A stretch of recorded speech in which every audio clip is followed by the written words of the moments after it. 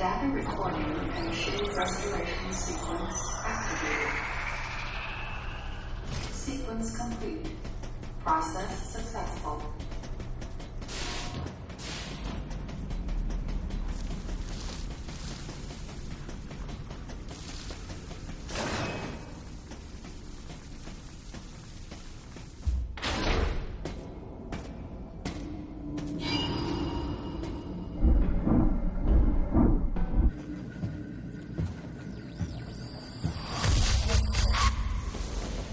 He's dead.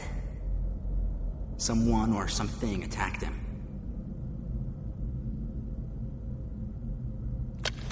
Whoa!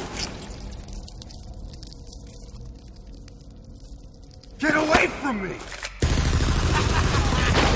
Miles! Enough! It was obvious that there was some pervasive danger throughout the facility. I didn't know what had brought Adam here, but I did know that cooperation was imperative if we were to restore safety. Adam, listen to me. Clearly, this facility is in complete disorder. It might be too dangerous for your men to go alone. That's why I've... Look at that. They're coming out of the wall! All right, stay calm.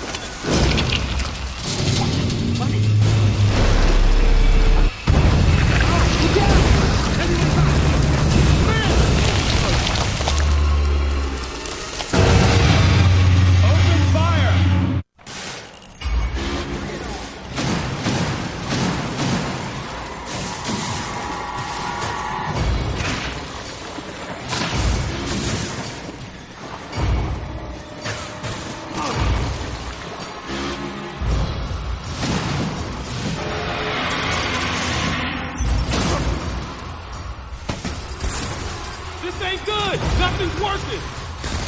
Listen up! Freeze guns authorized!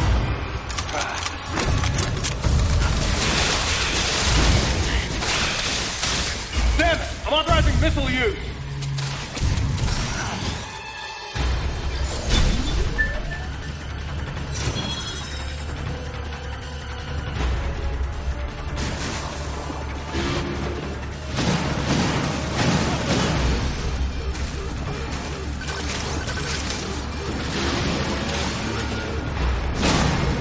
Concentrate fire in a single location and freeze that thing!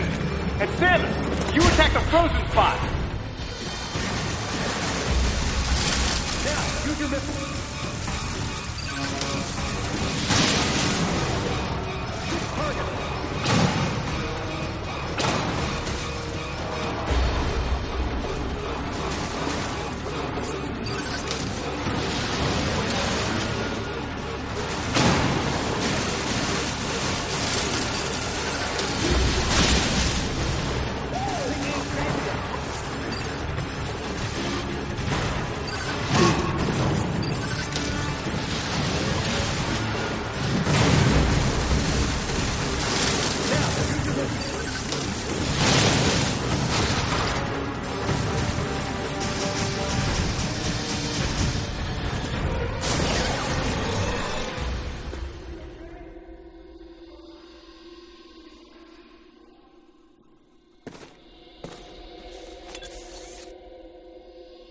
Samus, looks like I'm gonna need to ask for your cooperation on this mission, but I'm also gonna have to ask that you follow my commands.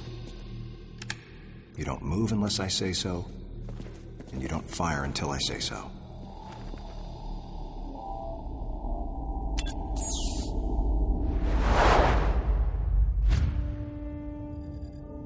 Any objections, lady?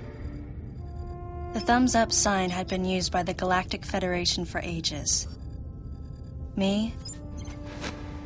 I was known for giving the thumbs down during briefing. I had my reasons, though. Commander Adam Malkovich was normally cool and not one to joke around. But he would end all of his mission briefings by saying, "Any objections, lady?" He was joking, but others weren't. At the time, I felt surrounded by people who treated me like a child. or used kid gloves because I was a woman. And yet with Adam, I was grateful for the nod. My past has left me with an uneasy soul, and as a result, it touched me on some level that Adam would acknowledge that past by calling me something delicate, like lady. And I knew more than anyone that every word from Adam was deliberate. My thumbs down was a twofold response. A sign of derision at being called a lady, and a signal of my complete understanding of the mission orders. The other soldiers were always willing to support me with easy smiles despite the fact that I clearly had so much yet to learn. Among them was Anthony. In the face of his well-meaning behavior and that of the other soldiers, my response was to become increasingly bitter. I was a child, always with something to prove, a chip on my shoulder. And I was angry. I felt that if I let my guard down, I would easily be broken. And beyond that, I was scared. But even in the naivete of my youth, I could see in Adam's joking manner how close he felt to me. Adam knows my past, and he knows me better than anyone else. Confession time. Because I was so young when I lost both of my parents, there's no question I saw Adam as a father figure. When I rebelled against him, I knew I could get away with it. And his paternal compassion in the face of my rebellion reinforced the special bond I felt with him. I understood well that chances were slim that I would ever find anyone that understood me like Adam. And yet, when the time came, I still left his side. I was so young and naive.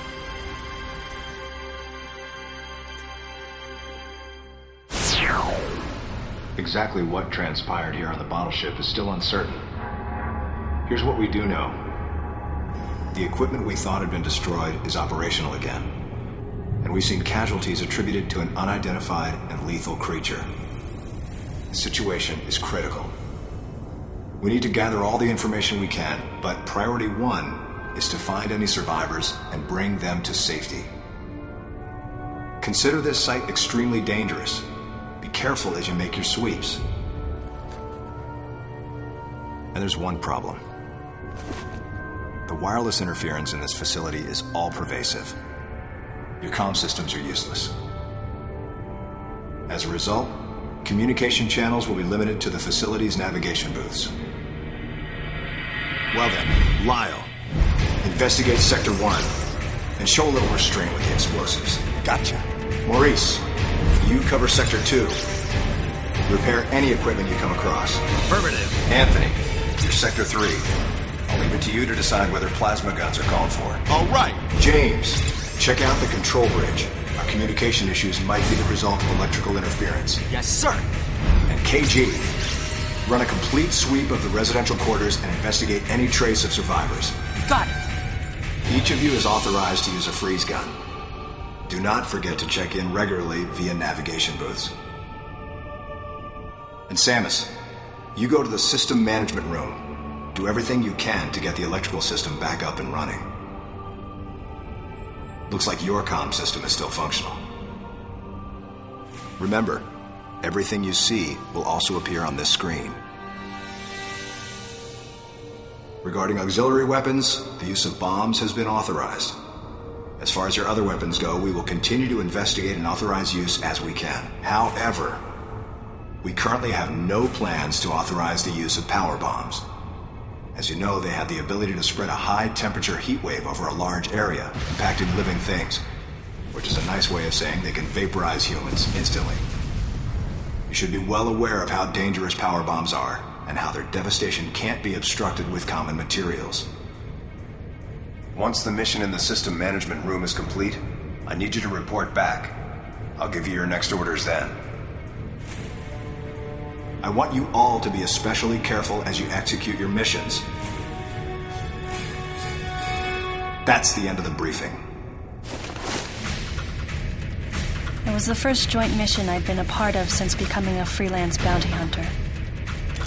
And of course, it was the first time since my Federation days that I was following the orders of a commanding officer. Having received mission orders from Adam, I felt confused and strangely exhilarated at the unexpected turn of events. I responded. Understood, Adam. No objections, of course.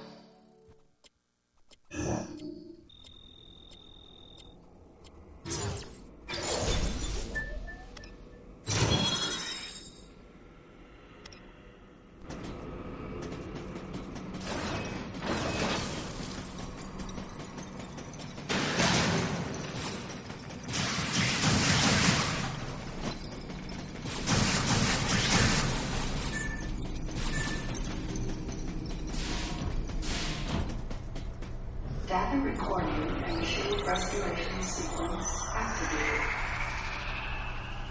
Sequence complete. Process successful.